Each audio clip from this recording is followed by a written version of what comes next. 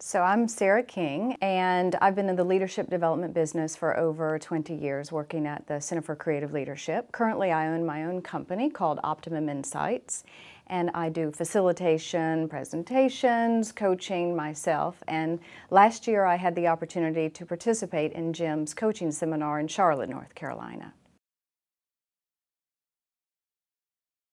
Well, one of the things that in this business that many of us fall into the trap, and I did as well, which is to try to be able to talk about your expertise in the leadership development area, as well as help your clients solve problems.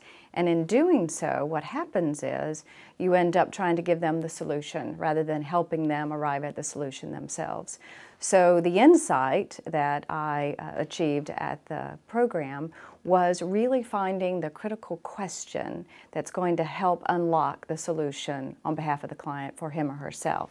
I had a personal experience where I learned this myself, where I was last October stuck in a situation and called a good friend who's in the business and said, listen, I need some advice.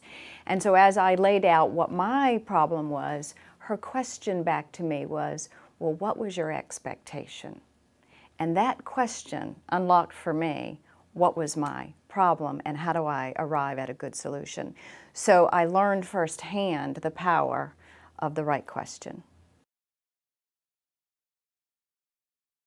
A very significant way that I have adapted things is becoming very patient.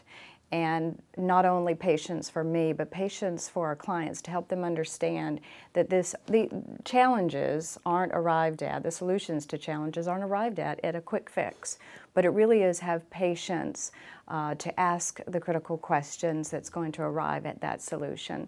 So not working toward a quick fix, but really thinking about long term. How does behavior change happen? How do we get our clients to gain the insight for themselves and find their way out of the problems they face? One of the things I strongly believe is that when we're leading and managing other people, is that the best way is to meet them where they are.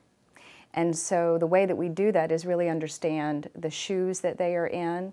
It requires lots of listening. So when I'm coaching clients or working with them in the classroom, what I help them see is that they really need to pay attention to the needs and the styles and the situation that the people that they're leading are in, and how do they create questions that help them move them in the direction that they need to go.